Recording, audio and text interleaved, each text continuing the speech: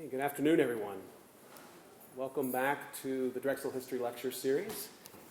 And let me just briefly, for the students in the class, just remind you that the discussion board is up.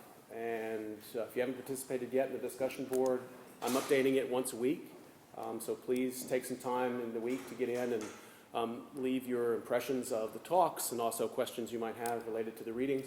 And then also throughout the term, you have any four of the weeks, you should do a one-page summary and analysis of the chapter for that week, okay? So if you have any questions about that, catch me after class. All right, so thank you all for coming out this afternoon.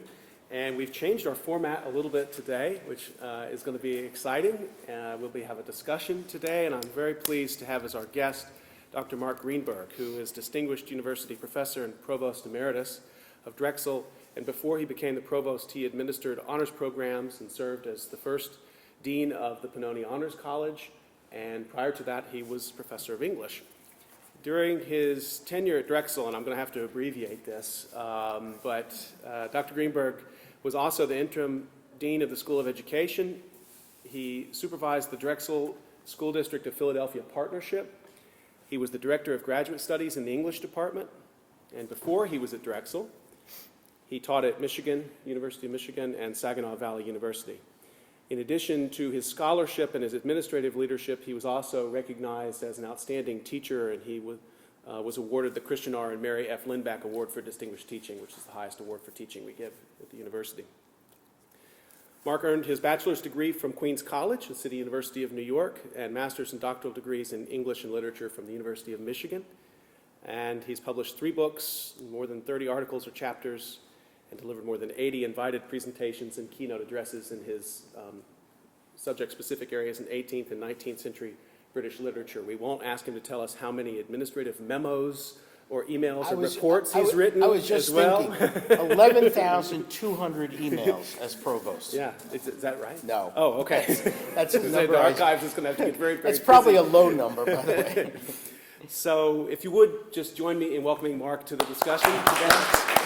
And we're just going to jump right into the conversation.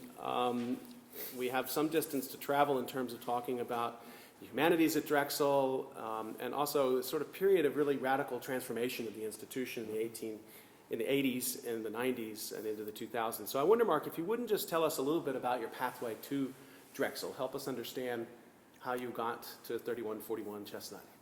Luck. I was in graduate school in the late 1970s. I was working on my dissertation. I had finished all my coursework and was teaching at a local Michigan 4-year undergraduate school called back then Saginaw Valley State College, while my wife was finishing up medical school. And I really was looking for a permanent job. Both of us were born in New York City. We had family and friends here, and we wanted to come back to the East Coast. Well, in 1978, the bottom fell out of the job market for humanities scholars, and it's never recovered. It's an amazing phenomenon. But in the mid to late 70s, every graduate of the English doctoral program I was in, people were getting jobs, some very good jobs. And 77 was a tough year. 78, things just dried up. By 79, we were ready to move. Vivian had just a few months more in Ann Arbor, and then we wanted to come back east. So I'm looking for jobs, and boy, there are very few, until a job opportunity appeared at a place called Drexel University. And I had not heard of Drexel University, because when you grow up in New York City, you don't know anything about Philadelphia except the Franklin Institute and the Big Heart. And it is true, New Yorkers are very, very much blinded. So I had a good friend who was from the Philly area, and she went on at some length about what a good school Drexel was. It had a great regional reputation for engineering and science. And she said, what do you have to lose, you know? So I came out and interviewed. I liked the people who were here. The department was growing and beginning to hire. It was a new College of Humanities and Social Sciences. A new dean was about to start the year that I joined, named Tom Canavan. And young people were being hired from good places, liked the city of Philadelphia a lot, liked the fact that in an hour and a half we could get to family and friends in New York. We have some family in the Washington, D.C. area. So it all made good sense. And I was fortunate enough to land the job, and we moved here. I began teaching English at Drexel in the fall of 1979. 79. So I'm not surprised that you hadn't heard of Drexel, New York notwithstanding. It had only been a university for 9 years. Right. At that point, it might not have been on the radar of anybody in Right. the humanities very much. And I Right. wonder if you could just give us, take us back in the time machine, and sort of what was the campus like in 79 when you first arrived? And what were some of the sort of strong points, things that were exciting, and what were some of the things that you spotted that were like, this might be a challenge? Good question. The strong points and what I liked about it, and continue to like, are the students. Now that sounds like pandering, but it's really true. These were working class, for the most part, kids, often first generation to go to college. They were hungry to learn. They were not particularly sophisticated, but they would dig in, and if you assigned something to read, for the most part, they'd read it. And they'd do their best in discussing it and writing about it. And so I like that a lot. The English department, which was back then a humanities and communications department, was growing its ranks with young scholars in communications as well as in English, foreign language, history of ideas. We had quite a diverse group. And it was nice being surrounded by people of different ages, but a good cadre of people who were starting out in their careers and people I could collaborate with. And in fact, there were a number of good collaborations. What quickly became apparent to us after we were here for a few years was that despite all the talk of growing a college of humanities and social sciences that would be the equivalent of the engineering school, our teaching loads were way more than the engineers. Engineering was really the big dog. We were the tail. We were doing a lot of so-called service teaching at the time. And there was no English major. There were no foreign language majors. There was no communications major. And so over time, as the group solidified and as people's aspirations and ambitions took hold, we took steps to change that. And there was a committee, which I was involved in, others, and we elaborated a number of different majors. And if you fast forward to today, the English major really was an outcome of those early days. The dividing up of history and politics, the idea that the disciplinary departments, while they were conjoined to save money, right? You need one department head, and you can have that person administer 3, 4, 5 different disciplines, as long as you don't have too many faculty in each one. Well, we were growing faculty, and we were growing in our aspirations. So it was the feeling back in the 80s, and if you think about it, Drexel was a commuter school. Very few people lived here. It was mostly a pre-professional school, so majors like business, engineering, the library school were what Drexel was known for. And we, as much as we were young and building careers, had ambitions and wanted to develop majors and wanted our own majors and wanted graduate programs. I mean, this is what academics want. It's the typical way of asserting what you believe in and what you're committed to in your own discipline. There were constraints on that. But meanwhile, in the 80s, through to the end of that decade, Drexel was a solid university.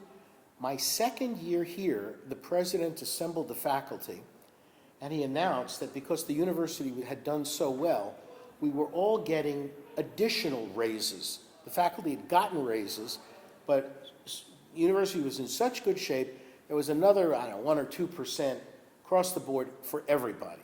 And that was like a Christmas present. So things were going well. Drexel's reputation, the co-op program, serving the school well.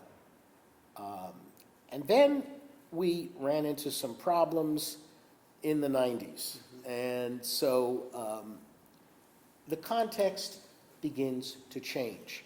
And it's that changing context that really gives rise to the idea for an honors college. And hence the title of this talk, Sweet Are the Uses of Adversity. Where does that come from? Shakespeare? Yep, exactly. Shakespeare. That was And, a probability guess mark. and this is why we want our colleagues from, Not an English professor. from nursing. Well Yeah, done. That's right. Sometimes we doubt. But if not for hard times, who needed an honors college? Well, toward the end of the 90s, 80s rather, we changed presidents. We had two presidencies, that of William Gaither, followed by Richard Breslin. Each was troubled in its own ways. And it was under President Breslin that enrollment really began to slide. Now, the importance of enrollment at Drexel, then, now, all the years I've been here, cannot be overstated. And the reason is that Drexel has never had the kind of cushion that some other major universities have enjoyed, which is an endowment. A strong financial endowment can get a school through dips in enrollment. It can help pay for things when student tuition is not available. Drexel's endowment through the years I'm talking about was minuscule, under $100 million. That's tiny. Right? Harvard's endowment now about $37 billion. Yale's $26 billion. Stanford's about $25 billion. It's fast encroaching on Yale. Penn next door, I think it's about $7 billion, 6.8 or $7 billion of endowment. And schools usually withdraw a small portion of that every year. And because the money's invested, it tends to grow even after you take out 4.5%. Well, Drexel didn't have that cushion, so it relied on enrollment and revenue from student tuition. Under President Breslin's presidency, some bad choices were made in terms of how the school was going to enroll students, who was doing the enrolling, and year after year toward the end of the 80s into the early 90s, the freshman class got smaller and smaller and smaller. And I think, was it 600? Yeah, around a little bit more than that, but not Maybe much. 800? Yeah, I around mean, 800 6 to 800, let's say, by 94. freshmen in 1994. But down from a peak in, 84, the year after the MAC Right, sort of arrived. right. So, I mean, it must have been very jarring. I mean, you said Breslin, some decisions were made in the late 80s. William Haggerty was the president, the namesake of our library in those days. That's right. Were you, not to take you off the train, but were you aware or could the faculty sort of perceive what the difference was in the strategy around enrollment at that time? Very little. Yeah. Very little. This is all what I'm talking about now are things I've learned subsequent to living through them. We did realize that we stopped getting raises. That's a wake-up call. Faculty will notice that. We knew the class sizes were getting smaller because, remember, the English department has a series of 3 courses you've probably all taken. And if we need 20 sections of it versus 15 versus 8, we know that.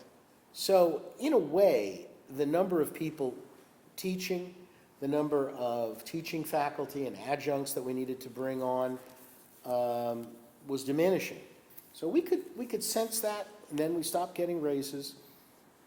And while all this is happening, one of the ways that the president tried to increase enrollment of good students was to offer so-called deans and presidential scholarships. And these were offered to very bright students they basically paid much or all of the tuition.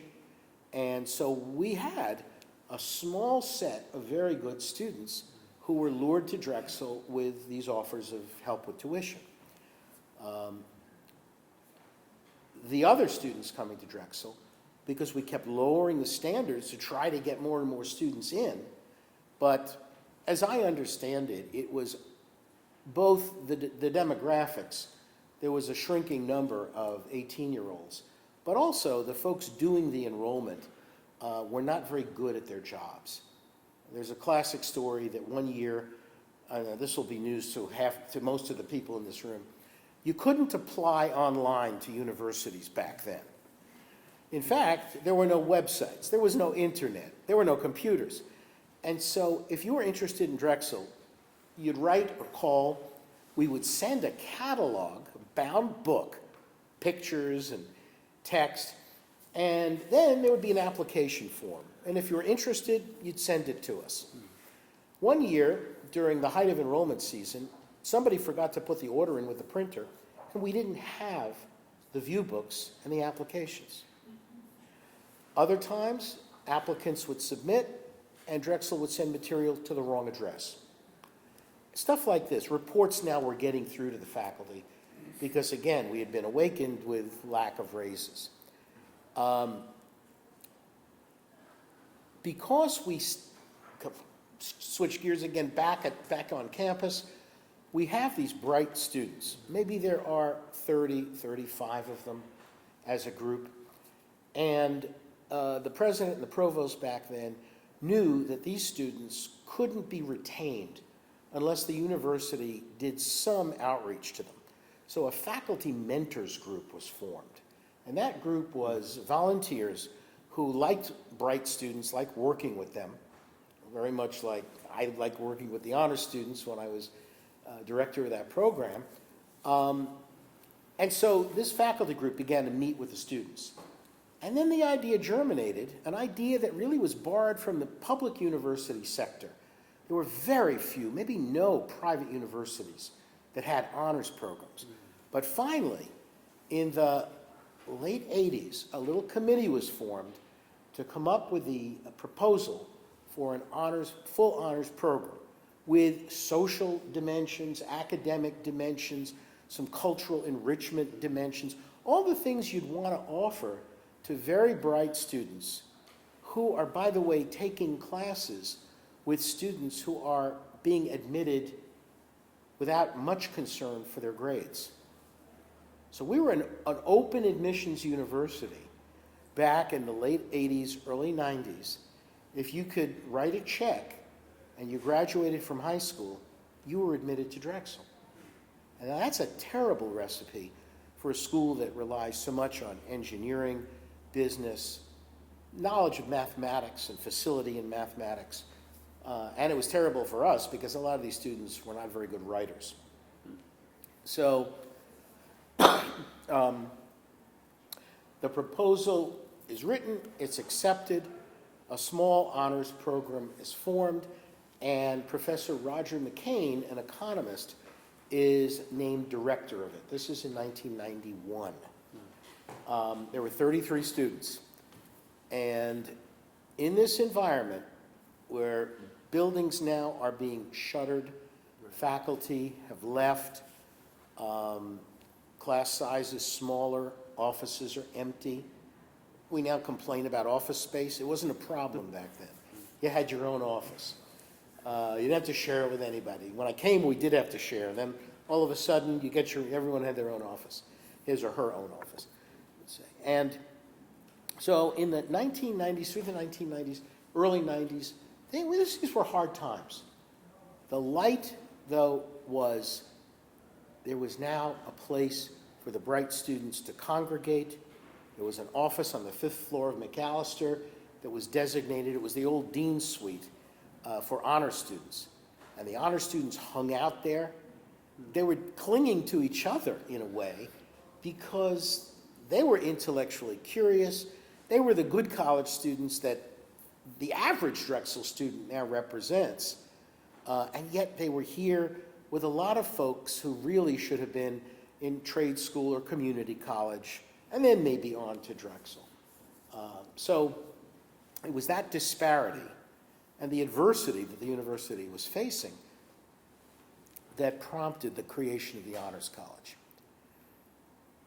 So how did I get involved? Well, I taught a couple of honors classes, and these were great. I mean, these students were terrific. What did you teach? I taught a course in literature, science, and technology.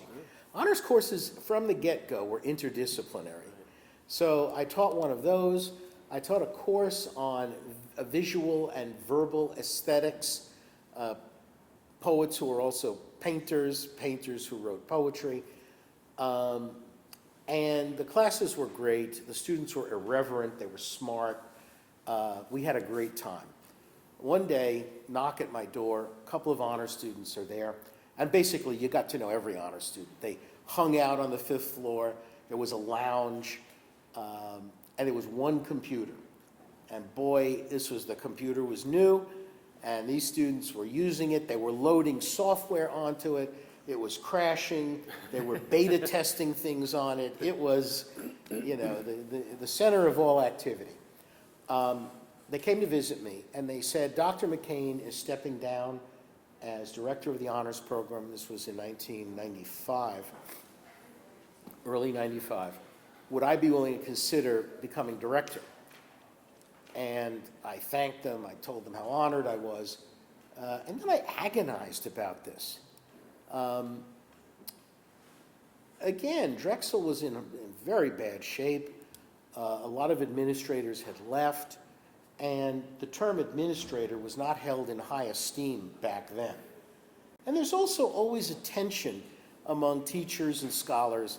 How much administrative work do I want to do? I had done some, I enjoyed it, but my real commitment was to writing and teaching.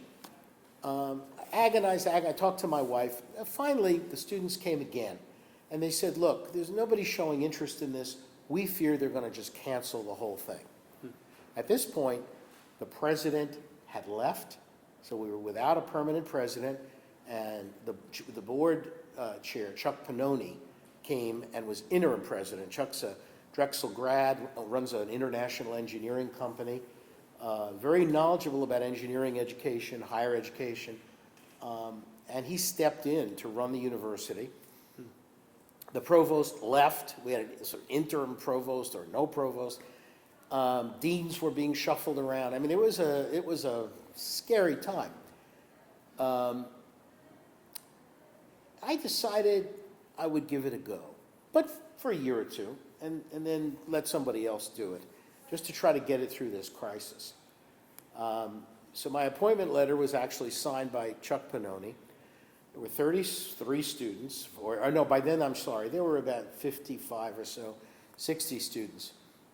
My beginning work came July 1st, 1995, and a new president had arrived just that summer, Konstantin Papadakis. We had a dinner each quarter for the honors students. Way of getting people together. They would dress up for it. We would have speakers and events at the dinner. So the students really looked forward to it.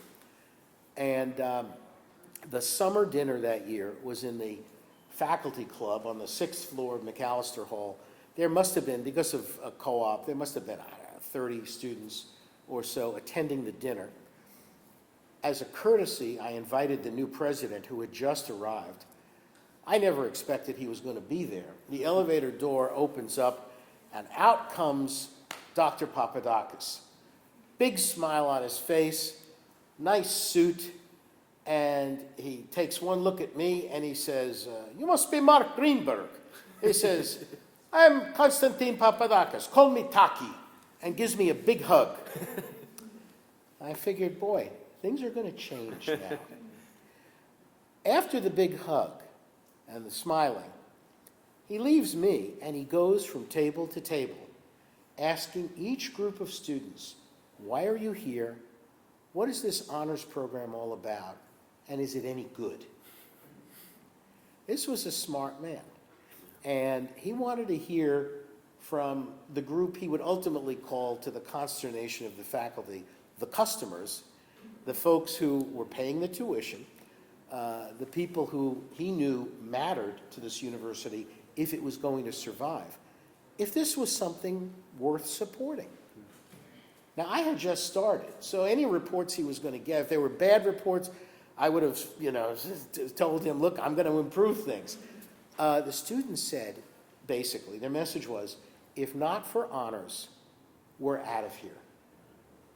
Our courses are terrible because we've got one or two of us and 30, 25 students who can't do the work.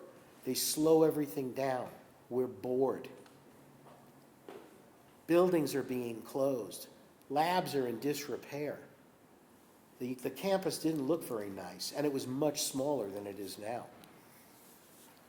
And so, after his little informal survey, he comes over to me and he says, Mark, the students really like this program.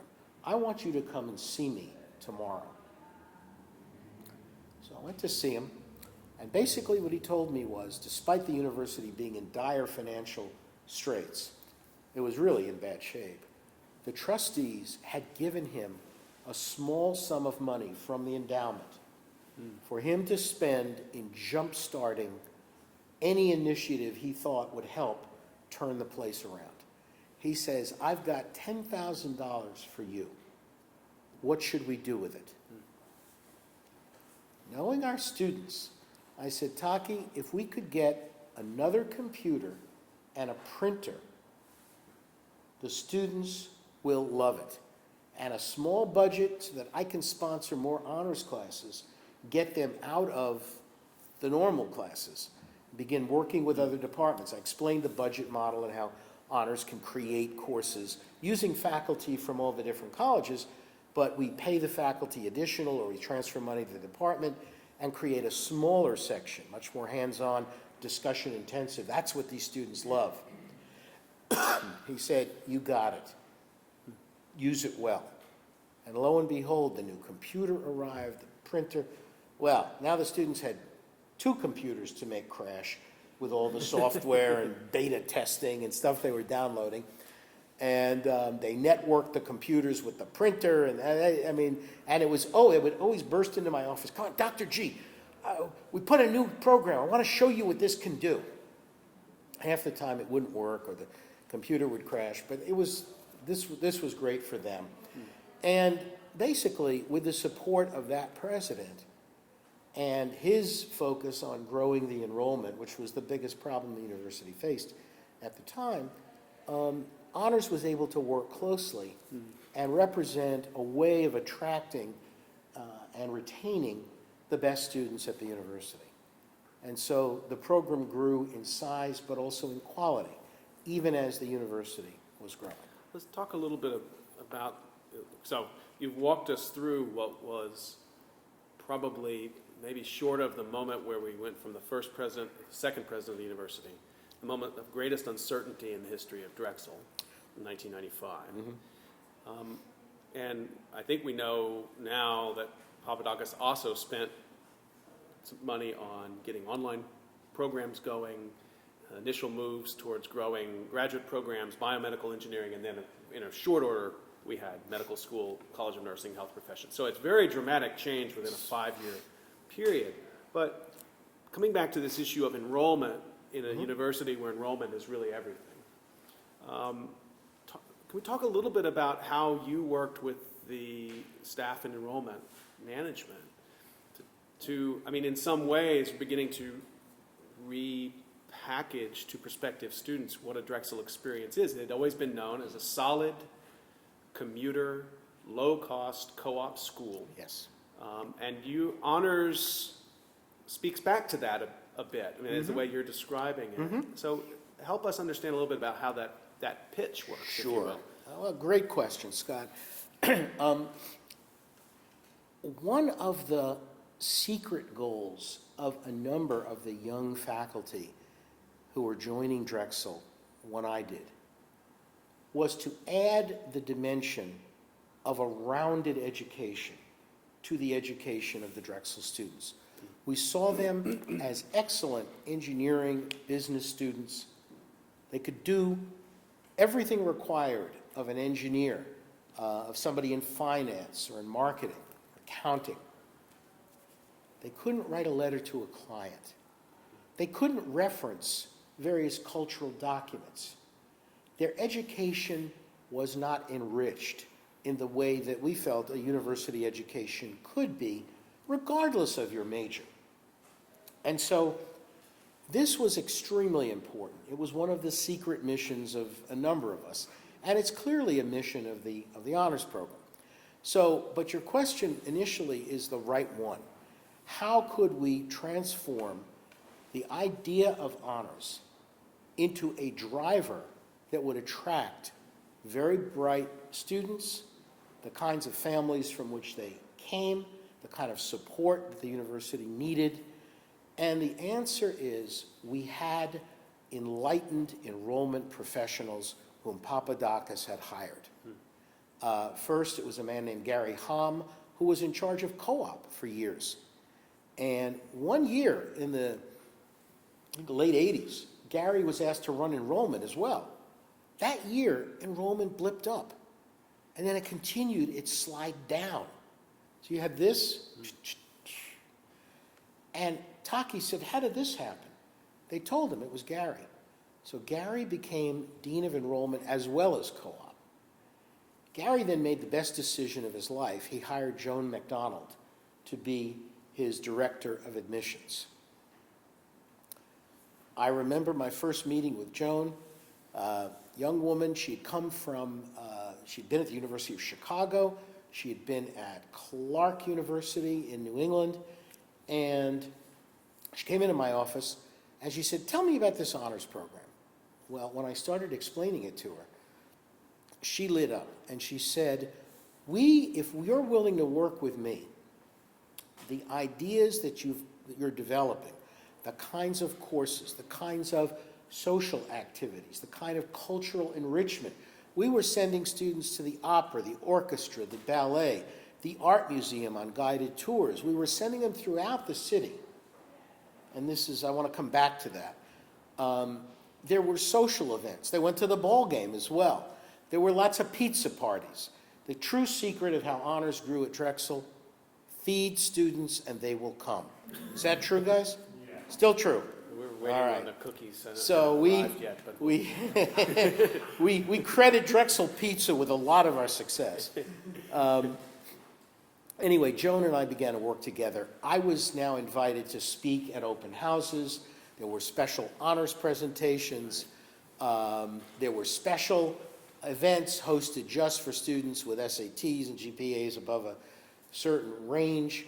And lo and behold, this caught on. And not only was Drexel growing in size, but in the quality of the students. Ultimately, we developed through the end of the 1990s into the 2000s a kind of bimodal distribution, sort of two blips on if you charted the size of the class versus SAT scores or GPA, any measure of academic quality, or if you came up with your own index of academic quality, you would have one group at one not completely at the lower end, but between the 10 and say 40th percent, and then a smaller blip over here. And so catering to that smaller blip was still very important. And as honors developed, as it grew in size, people, of course, questions are raised, is quality going to suffer? How can you have 1,000 honors students? I mean, doesn't this violate a law of nature? And my feeling was, as long as our budget increased proportionate to the number of students, and we could hire more teachers, more honors advisors, develop more honors spaces, more honors courses, more honors events, hosting a dinner for 500 versus 100 is just a matter of scale. Sponsoring 30 honor sections versus 12, matter of scale. Would there be the small communal feeling that there was when there were 33 students? No. No, that was lost. Nevertheless, we developed honors housing so students could now live together. And they would organize by floor or by major. We had many more advisors, we had more on staff, and then we began developing ancillary program to meet the students' needs. The Great Work Symposium, Scott was very much involved with in its early days. A fellowships office, which is partly what honors spawned. Or maybe I'm getting ahead of the story. Well, no, that's perfect, because I think when I came to Drexel in 2000, and at that time, a year or two later, people were telling me about honors, and you should teach a class in honors, and they had this program called the Great Work Symposium, which was on a different topic every term, and they were doing a course on the atomic bomb, but it wasn't going to be taught by historians only. It was going to be taught by an art professor and by an engineer, and what I, as a historian, like to mix it up with these other. I didn't know anywhere else where this sort of thing was happening, this sort of team-taught course, and as I am sort of working around to the question here, as I recall, in those days, there was a lot of experimentation in honors. Right. You sort of try various things, a cultural passport, for example, Yes. Great Work Symposium, fellowships, Yep. and most of those things survived. A lot of them have evolved and changed into different things, but even cultural partnerships and community partnerships were already sort of taking shape within honors, but they now have directors who answer to the provost or to the president. So I guess what I'd like to know is, was your strategy like, bring the idea, we'll try it, or did you have a master plan of things you wanted to try? Because there was always seemed some sort of new innovative thing coming out of honors in those years, and clearly you had the support of the institution by that point financially to take some of those chances. Right. But how did you decide which ones to do and which ones to back? Well, you know, being here long enough, you start to learn what it is we need. Something else was going on in my life in early 2000s, approaching the year 2002, and that is my older daughter was going to graduate from high school in 2002 and go to college. And now she could have come to Drexel for free. That would have been a wonderful thing. But you'll find this hard to believe, but she didn't want to be on the same campus as her father. Isn't that terrible, students? Don't you agree that she was not a very nice daughter? Anyway, we looked at a whole bunch of schools. And as we were looking at schools, they were doing their pitch. What's special about this place, that place? And of course, I'm listening with two ears. One is, well, my daughter liked this place, but that's really her decision. The other is, I'm in this profession. I run an honors, by then college, or even when it was a program, and that sounds like a good idea. I think we'll steal that. So again, knowing what Drexel could use, what would be appropriate, what would fit, what it didn't have and really needed, these were the drivers. But I began thinking about the honors college when we created a college. So the question comes, well, what's different between a program and a college? And, you know, why did you make it a college? And we can talk about that. But I saw it now as an incubator for innovative interdisciplinary programming. And there was no, Drexel is very strongly siloed into disciplinary colleges. It's one of its strengths, but it's also a weakness. And provosts, I was one of them, always try to get the deans to work together and to develop interdisciplinary programming and all that. Back then, we were still turning the university around. No one was thinking interdisciplinary. They were thinking, how do I save my discipline? How do we keep the College of Engineering whole? But honors had that freedom and that ability, and there was a market for it among these very bright students. So Drexel does not have a core curriculum, right? We put a committee together, and we said, should we have a core curriculum? Should we have distribution requirements, which de facto we have? What should we have? And the committee, in typical Drexel fashion, said, let's not do what everyone else is doing. Let's come up with an innovative series of interdisciplinary, team-taught courses, multimedia, multidisciplinary, that would focus on great human constructs. And by great was meant things like the atomic bomb, but also the Brooklyn Bridge. Not great necessarily good, but great meaning significant, world-changing, important. And so that was the idea that caught on. It had great merit, and so we began putting a group together and offering these courses. And ultimately, Charles Borshek, an art historian,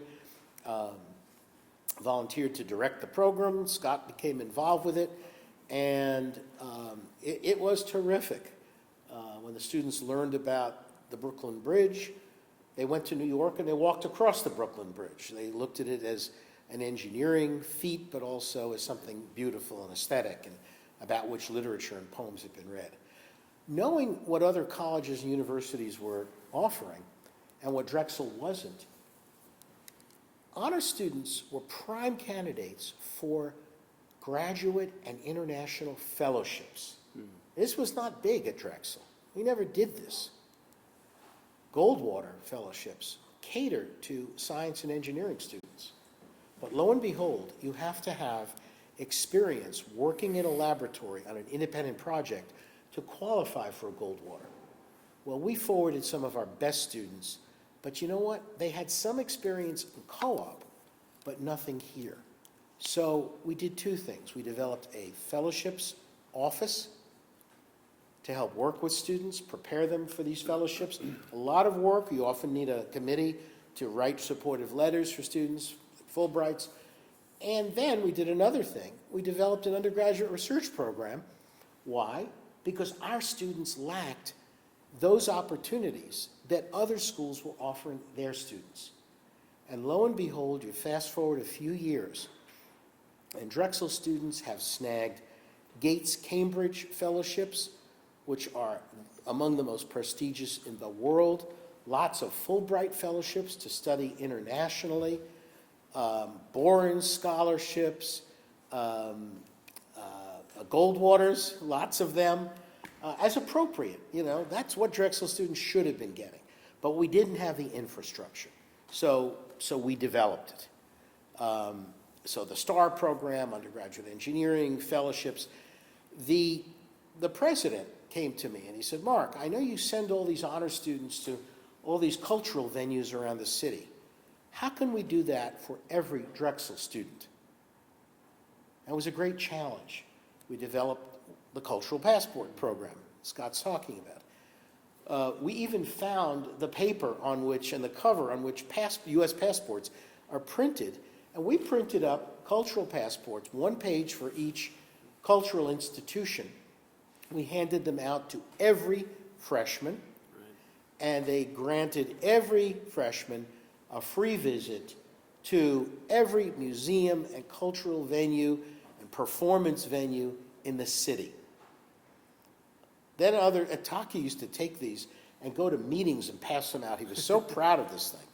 And it really was prompted by his idea, which raises one of the positive tensions that always existed in the Honors College, which was how can we reach out and use some of the good things that we've developed for honor students to support all Drexel students.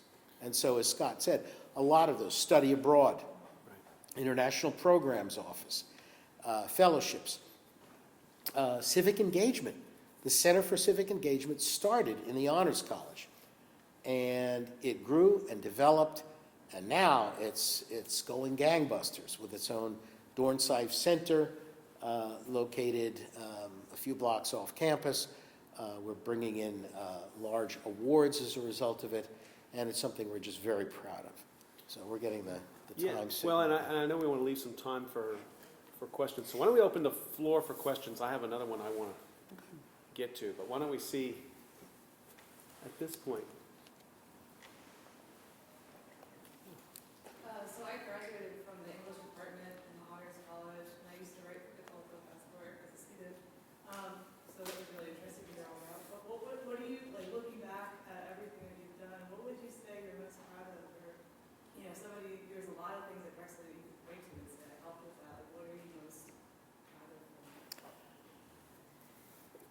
Well, if you read Scott's excellent book on the history of Drexel, you realize that this is an institution that has always been about change and transformation.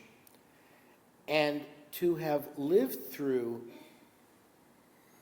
several of the most challenging times in the university's history, the enrollment crisis of the late 80s, early 90s, and to have been able to contribute to turning that around, and then to have been provost during the unfortunate death of a president and the destruction of the world economy, when it looked like things were going to change for the worst, including at Drexel. And to have been able to lead through those challenges, I think, are the things, the moments I'm most proud. The creation of the Honors College is clearly the single, if you want to call it, institutional accomplishment of which I'm most proud. Can you give us just a little bit, just to build on the great question about the transformation from the program into Pannoni Honors College? You talked about Chuck Pannoni a little bit there. Yeah. His first time as interim president. Why did we need a college, an honors college, instead of a program? Great question. So that I could become a dean and incur the ire and the envy of the other deans. I figured that was the answer. Not that that doesn't happen, but it goes back to Joan McDonald, actually. Chuck Pannoni was preparing to give a substantial gift to the university. This was in 2001. And his company had done quite well. He was pleased with the progress of the university under President Papadakis. And he said to Joan, where would my gift make the biggest impact? He had great respect for her, and she for him. Where would it make the greatest impact? And she said, well, Chuck, I am competing every day for the best students in this region with named honors colleges. The Schreier Honors College at Penn State, for example. I forget the name. There's another named honors college at New Jersey Institute of Technology. There are a whole series of honors colleges with somebody's name attached to it, and that carries a certain prestige. And Joan said, it's making my job tougher. So you could help us attract the best students to Drexel. And, you know the job that we're doing once they get here. They're retaining it at great numbers, and they're happy, productive, and they're succeeding. So Chuck directed his gift. I was asked to write a proposal. I met with him, and he directed his gift to the Honors College. So it became named. I was appointed its inaugural dean. Money from Chuck began to flow, and that allowed us to do more and better with the ideas that we were developing. So that's how it happened. Other question? He was a civil engineering graduate, right? So it might have made sense for him to put his Let's just say gift that in other areas of the institution. the engineering dean was not thrilled when he heard I'm gonna about let that. you say that, not me. Chuck is also a great supporter of athletics. Yeah. So the athletic guys were not happy. And, I would just smile and say, the donor gives where he wants, What can I do? Other questions? Other questions?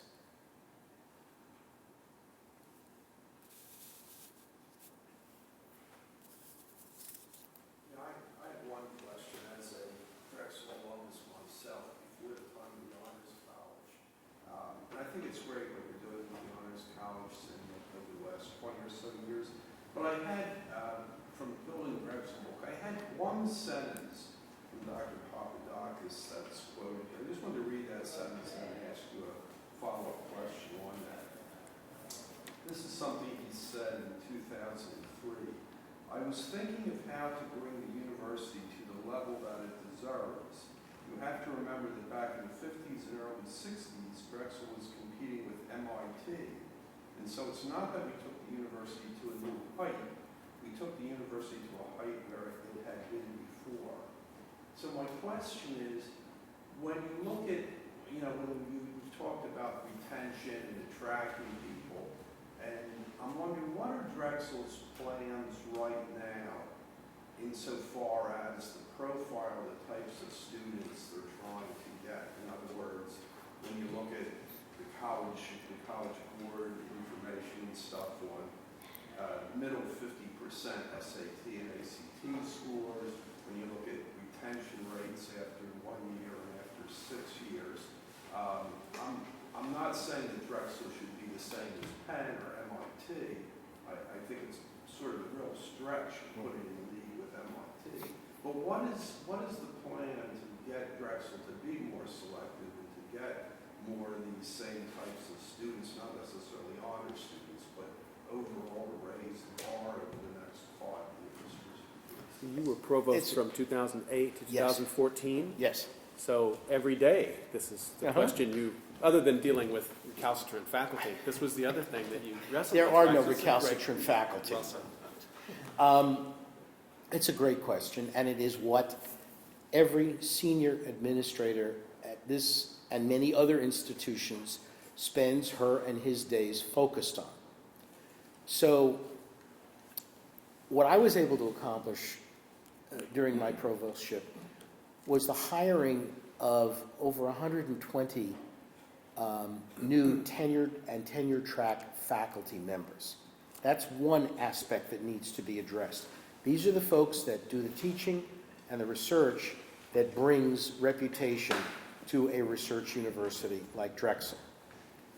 The administration now is currently focused on a class that is necessarily somewhat smaller in size than previous classes have been, but a class, students who want to be at Drexel can afford to stay at Drexel, sometimes and often with our support, and can thrive in the intellectual environment that we've created at Drexel.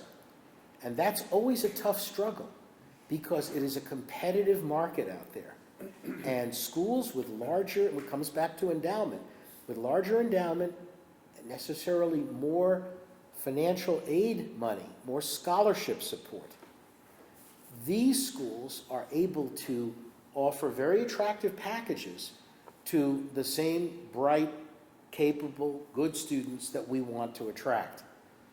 So reputation, excellence is really gained by having a superb research active faculty, and the word gets out because of the publications, the discoveries, innovations that the faculty do, and a school is improved by students who can retain better, go out and do well, and then become loyal and successful alums and give back to the institution. So I know the latest fundraising campaign at Drexel is going to be focused on chairs for faculty, named chairs, funded chairs to attract top research faculty, but also on scholarship support so that if we have a bright high school student from a good school and Penn is going after that student and Delaware is going after that student and other schools want that student, Drexel, with its advantages, co-op and urban environment and all the rest of it, can offer an equally attractive package so that the student, if this is the place that student wants to come, they choose us. So but it's a tough slog, and it's something you do over a fairly long period of time. You can't, change something. There's nothing here that is broken that could be changed so quickly as to accomplish jumping up, 30 points in the rankings. But better retention, very important, and academic reputation, very important.